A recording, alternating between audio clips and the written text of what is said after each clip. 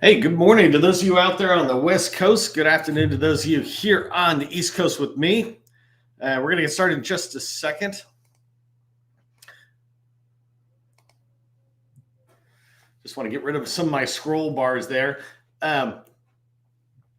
Hey, before we get started, I like to share a tip for success for those of you showing up early and on time. I really appreciate that you do. And so my tip for you today is to make sure every single day you're working on your top two opportunities. I was talking to a customer today about their pipeline, and we were looking at their pipeline, and they've got a lot of good opportunities, and they're spread out over the next series of months, even into 2025. But as we were looking at it, we were talking about this one is one of the most important ones. It's a must-win opportunity, and so that sits at the top of their list. No matter what the rankings or capture phases, et cetera, that is one of, the most important opportunities for them. So we identified the second one. And what I was saying to them and what I'm saying to you is make sure that every single day, you not only know what your top opportunities are, your top two opportunities, no more than two.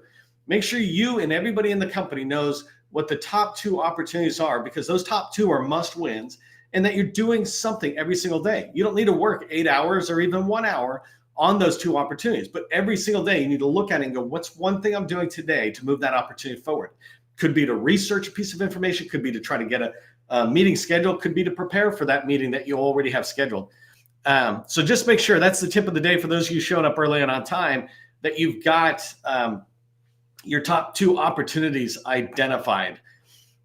By the way, just speaking of opportunities, I took a week off, so I'm excited to see just who's coming in and what you're saying. So let me know where you're coming in from. City and state is perfect. It's like Pamela, I see you're in here and I can't see. I'm looking to see if you actually put down where you're at. But like Pamela, it'd be great to see what city and state you're in. I'd love to see that, right? I know my team would. But also everybody else, from a networking perspective, it's always good to kind of see. I know Jay's down there in Florida, I think. All right, so let me get started with the formal part of the training. Again, thank you for those of you showing up early and on time. So one of the reasons I started the GovCon Chamber 6 years ago was to help people like you learn the steps successful companies follow to the win. Not just the process, right? But how do I win? How do I start getting revenue? Because that's the reason our businesses exist. That's kind of the goal of a business, is to make money. A lot of us hear stories about companies winning direct awards or sole source contracts. These contracts that are just, it seems like sometimes just handed to these folks. And there definitely are a lot of deals being done. And I'm going to talk about that in 1 second. But the process for direct award is similar for competitive awards, except for up at the very end, right? At the very end, there's some sort of acquisition acceleration that happens. But before that, it's about relationships and understanding the customer, et cetera. And so pay attention to that as you move forward. So when you think about direct awards, though, they happen. And in 2023, the last fiscal year, over 17,000 sole source contracts were awarded. Now, when you look at the split of the data, it tells kind of a different story. So about 17,000, a little bit more than 17,000 were awarded. 30 of these opportunities were awarded sole source to veteran-owned small businesses. 52 were awarded to economically disadvantaged women-owned small businesses. 225 were awarded to hub-zone small businesses. 361 are awarded to women-owned small businesses. And for SDVOs, service disabled veteran-owned small businesses, that was 1,357 direct awards. Most of that probably is in the VA if you look at it. That's the start of the 17,000. The rest went to 8A small businesses, and that was 15,439 direct awards to 8A small businesses. Now, today's training is not about 8A necessarily, and a lot of the activity that goes in there. I've done a ton of training on it. But one thing 15,439 direct awards tell you, or should tell you, is that you need to have strategic partnerships in place with a few 8As. If you're not an 8A, then you don't have direct access to that pool of dollars or that acceleration of the acquisition approach. And so make sure you're building strategic relationships. But today, I want to share a story about how I helped a customer of mine go after a particular contract and win a direct award within 23 business days. And they just did it a few weeks ago. right? It's not like a long time ago. I've got stories from the past 20 years, and I constantly try to give you stories that were yesterday, not yesteryear. And so, because I've got great yesteryear stories, but at some point they begin to become less relevant, more interesting. But I'm going to share with you the steps that went into that. We'll talk about that. 23 business days, that's not normal. It's not normal at all. But the steps that I'm going to share with you that we went through, those are normal. Those are part of the process. That's just how we walk through. And these are also the steps that I'm following with this particular customer and actually other customers. But these are the steps I'm following with this customer to help them identify and win 10 additional opportunities before the end of the fiscal year. So this isn't just some kind of one-off thing. This is how we go forward. And I really hoped you would be able to learn from it and take it forward on your journey to success. So let's get started further talking about step-by-step for the contract win. Today, I'm going to break that down about how I help my customer win a federal contract, right? Into three main sections. I want to talk about the timeline and just lay that out for you. It's a really interesting timeline. It's fun to see. It's something that I just don't see enough people sharing. I just don't even see enough small businesses willing to share exactly what they did to win. And those are the small businesses I'm trying to find, and I will lend my support to if they're willing to tell you their stories. And so this customer, I'm going to be a little vague at the moment today, but I'm actually going to bring on the CEO and we'll interview together on the process again. If I'm lucky, I'll be able to tell 2 or 3 stories, right? And the second thing I want to cover down is 2 lessons that I covered, right? 2 main lessons that came out of this win. First off, the power of the focused offer to be able to write to a win. And the second lesson is being ready to brief the buyer. So you send something in, the buyer says, well, come in and talk to us. Whoa, what do we do? And so you don't want to just be ready for writing a response. You want to be ready to go in and talk to them about why you're so great. So we're going to cover down on that. If you don't know who I am, my name is Neil McDonald. I'm the president of the GovCon Chamber of Commerce, and I want to welcome you to my federal sales training where I provide tips for success in the federal market. I spent 20 years in the federal market as a small business owner, and since 2018, I've been teaching people like you that government contracting is not a secret, it's just a process. When we follow a process A to Z, we're going to have repeatable, predictable results. If that's what you want, put process rocks into the chat. Let me know you're awake and we're all fired up about process, because that's what I'm going to teach you is the process to win. If you haven't done so already, make sure you subscribe to our Government Contracting Success newsletter. It is the largest newsletter in LinkedIn on government contracting. The reason is because we're constantly providing very valuable information about how you can succeed. Even just yesterday's issue, it's our weekly issue, letting people know about upcoming training, recent training replays. But in that issue, we shared how you can connect with the Army Contracting Command. If you're trying to work with the Army and you want them to be able to find you easier, we shared that. We shared a great article about artificial intelligence and different artificial intelligence strategies from different agencies. And so this Government Contracting Success newsletter has a lot of power in there to help you as you go forward, you and your colleagues.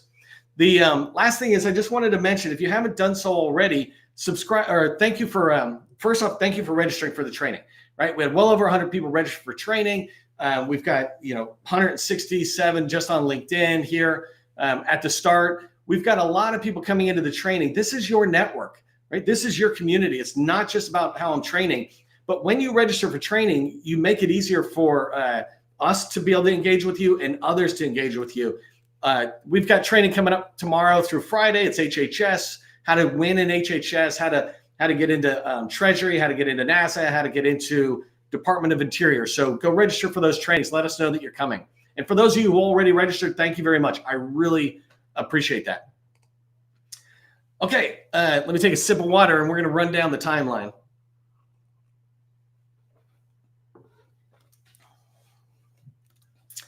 Okay, so I'm going to go through this pretty fast. If you haven't been here before, I've got 21 minutes. We end right at 12:30. So it's a 30-minute training session every day. And I'm going to go through pretty fast. I'm going to try to manage my time. So again, we heard about an opportunity and my customer won it 23 days later, basically 23 business days later. And this is the journey that took him through that. Excuse me. And this was just last month. So on March 27th, they heard about an opportunity. It was a source that saw it, actually. And I constantly am talking about You want to write for the wins to sources sought and RFIs. You want to get in there early because that's when they're still thinking about where do they want to go, what direction. You have a chance to influence it. So we learned about on Wednesday the opportunity, and then immediately, and this is partly because I was helping them write a response, really trying to improve the quality of their responses. But I was heading out of town for 3 days, and in the time it was due, in the time I was going to leave, excuse me, I've been sick a little bit, so I'm going to cough a little.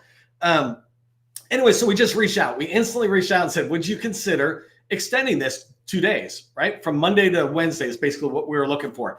And they got back a little later, which you'll hear about. But in that same day, we instantly went and formed the team, right? So we had all our ducks in a row. We knew who we wanted to put in and think about the solutioning side of it. We put the team together. A few days later, we had the response. And think about this. This is Wednesday. So this was over the weekend. And the reason we kind of accelerated this process is because the response was due on 4/1 the next day. And so we got it done by Sunday, got a draft response done. I don't like heroics and I don't like the weekend. And I'll talk another time about how we avoid that. But so a few days later, we got the response done. And on April 1st, when it was due, the contracting officer extended the response date. They got back to the customer and said, hey, and in fact, they got back to everybody, not just to my customer, but to everybody and said, hey, the response date has been pushed to April 3rd. That's a totally normal ask, by the way. It's market research. What do they really care if we respond on a Monday or we respond 3 or 4 or 5 days later? It doesn't really matter. If they're going to get quality responses, it's actually in their best interest. They want to engage industry, learn from industry, or understand who's going to possibly write a proposal.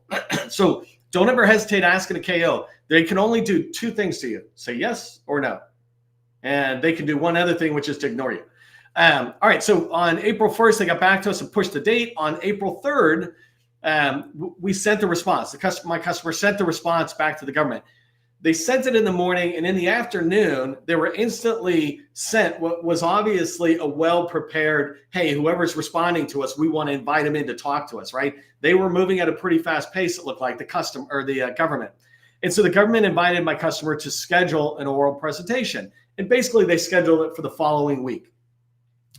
In that time, I guided them down this path of creating a capability briefing deck. Just a quick side note, I've done this twice in the last 6 weeks in that time frame, and 3 times maybe, but at least twice. And one time, the government went right through the slides, everything briefed that way. In this time, when they went in, because I don't think I put this farther, the government kind of ignored this and just had a conversation. It's totally cool. Preparing the slide deck helped my customer be prepared to talk about anything. So they created a capabilities briefing deck, and this is not a generic capabilities briefing deck. They basically created a special PowerPoint around, and I'll talk more about it in a minute, around the opportunity they were pursuing. A few days later, on the 8th, they briefed the customer in that meeting that was scheduled, so for oral presentations. And in that briefing, it then led to several other conversations throughout the week about different things, about pricing, about technical or acquisition approach, et cetera. But my customer was able to engage with the government multiple times.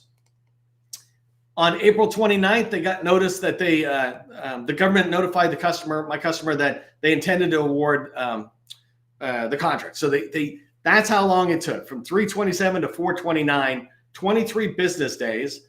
Even though most of us know we sometimes work on weekends and we should count those as business days, but basically 23 business days from the minute we heard about it to the minute we responded. And that is not an unusual occurrence. It's not normal across all of government contracting, but for direct awards in particular, that can move at that speed. I'm going to talk about this more, but everything before the award is kind of a normal thing. It's a dialogue. The time frame might change, but the activity doesn't really change. And so anyways, this was the timeline, and I'm going to share a couple of lessons that really came out of this that is going to help us prepare more as we go forward. And also could be really good lessons for you. Before we do, though, I wanted to share some exciting news. I'm really excited to be part of a new initiative rolling out that's designed to help you. We're going to use some AI initiatives in here, but designed to help you succeed more in government contracting. And so we're rolling out this platform I just want to tell you about. I'm very excited about it. That's going to be designed to help small businesses build relationships, find slam dunk opportunities, the ones you should be winning, organize the effort around your sales activities to really make it easier to get things done.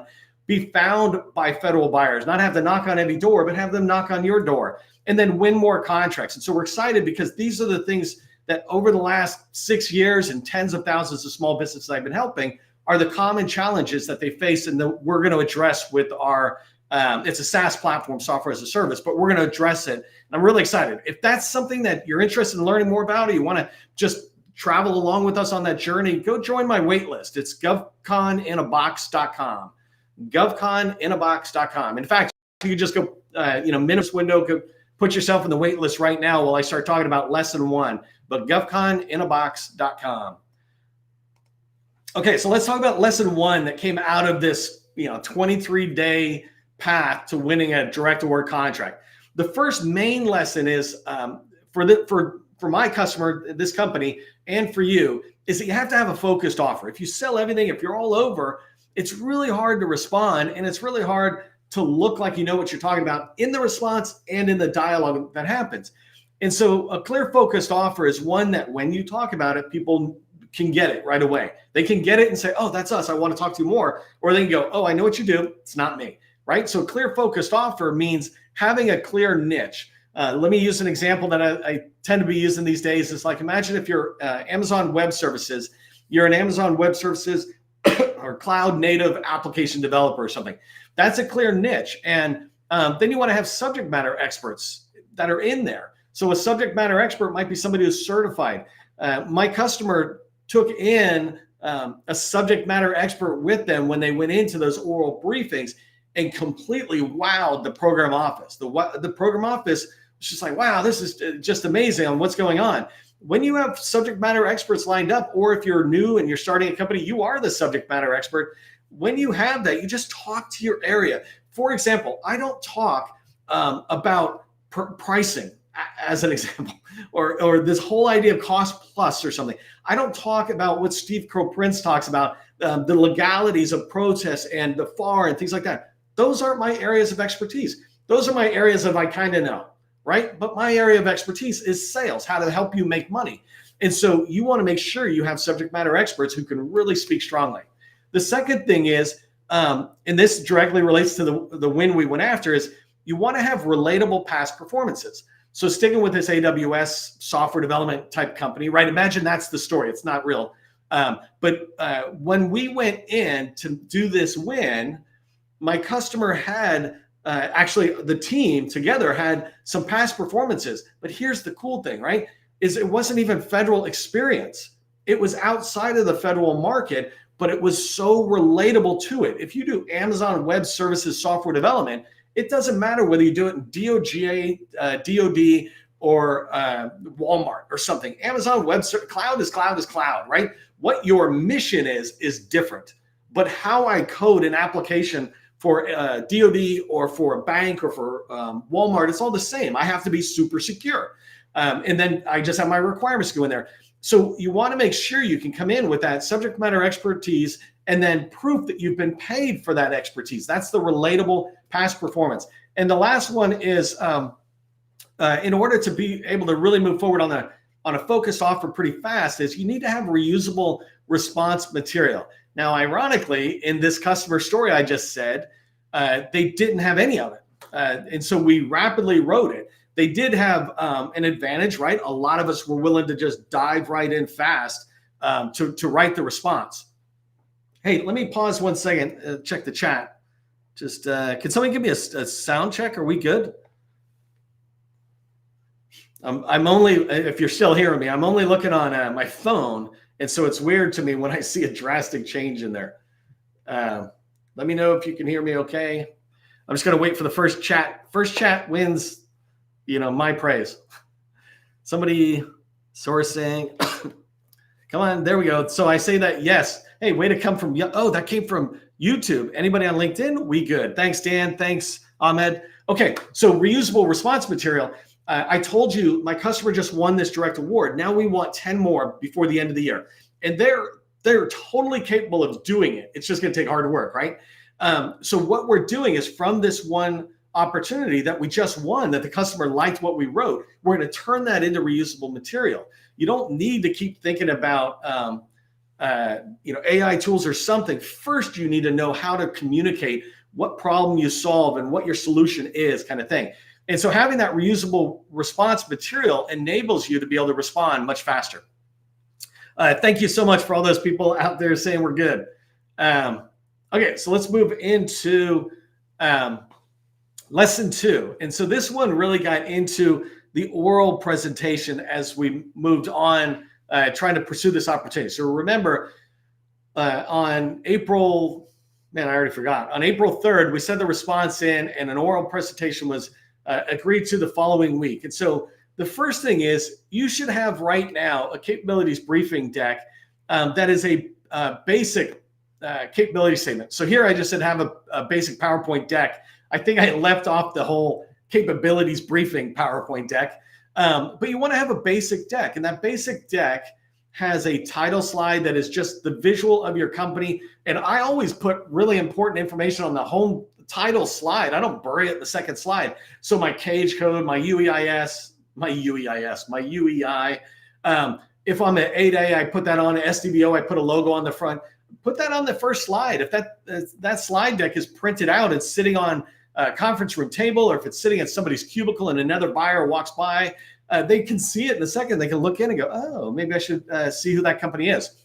The second slide is what I call a quad chart. So it's got 2 lines crossing each other. And basically that slide is trying to communicate, what do we do? Who has paid us before? And not a full past performance, but just some highlights. If there's a differentiator about your company, or a couple of differentiators like CMMI or ISO certifications. But this quad chart, I have many trainings on that you can find for free. I think in my newsletter, I actually write a whole article about it. But you want to have a quad chart, and that quad chart is a single slide that tells the entire story about your company. Basically, it's a capability statement in a different format. The third slide, and as you move forward, the third slide can expand on your core competencies. So if you want to expand it out into more bullets to describe, what you're doing, this is a good time to do it.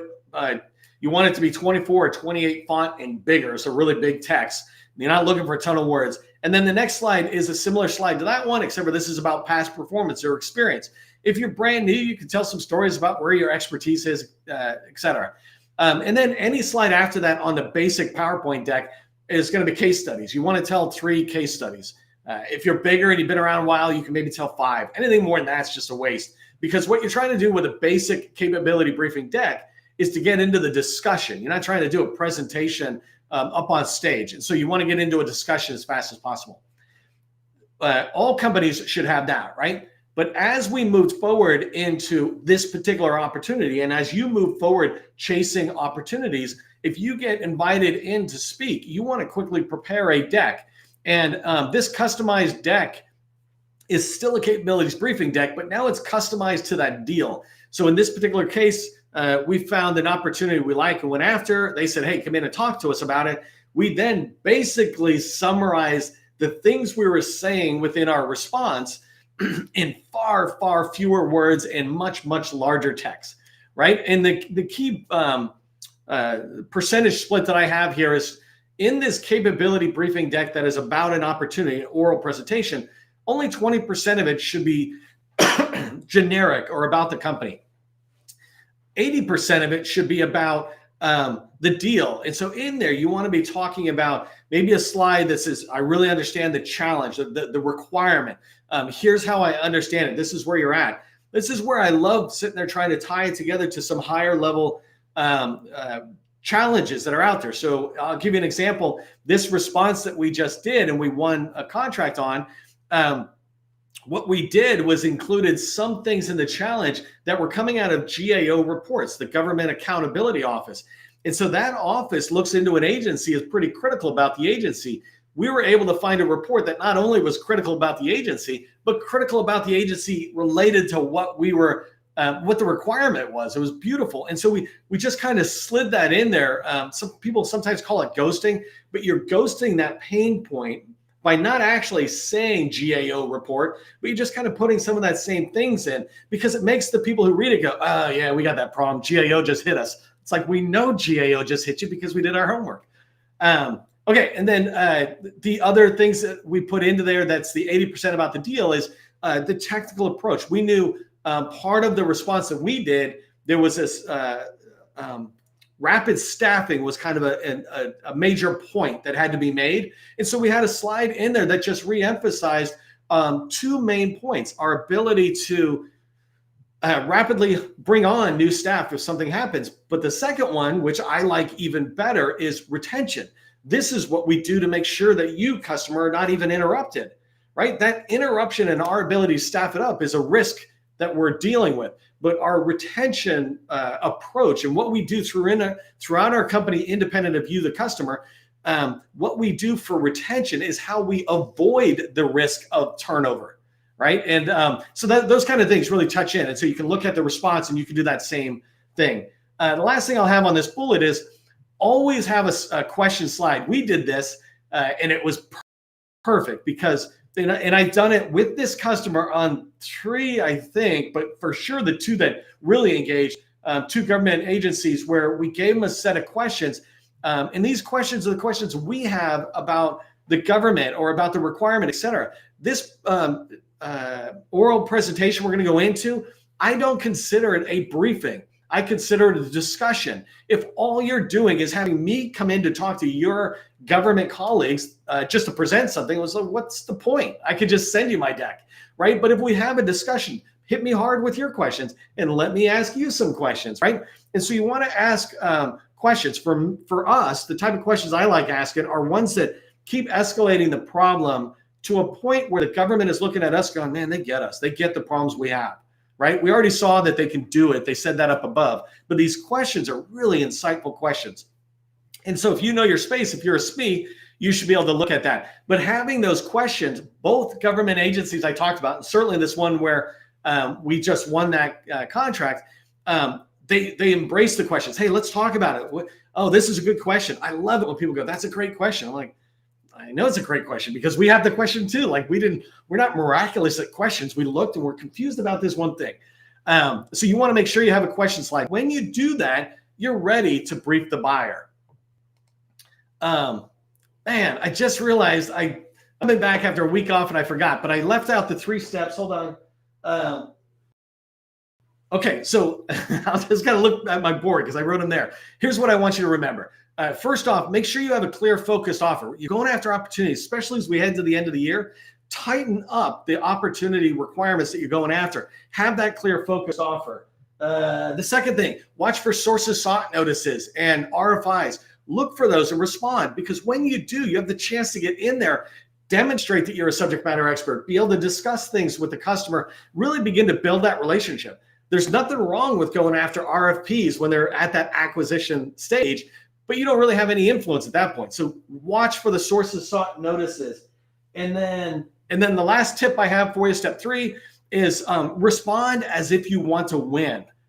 I see people sometimes just half-baked respond to a requirement the government has in sources sought or the RFI stage.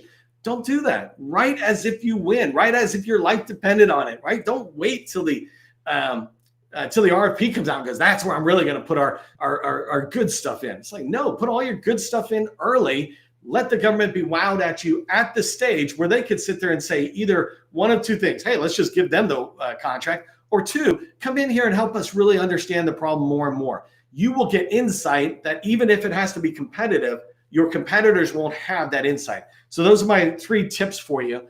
I hope you found this valuable. If you did, throw a little thanks into the chat for me and the team. We really appreciate that. Remember, we've got training all through the rest of the week. So we got HHS, Treasury, NASA, and DOI this week talking about how to do business in there.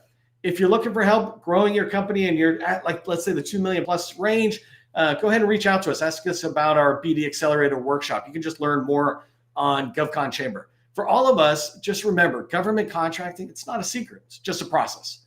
I'll see you in the next training.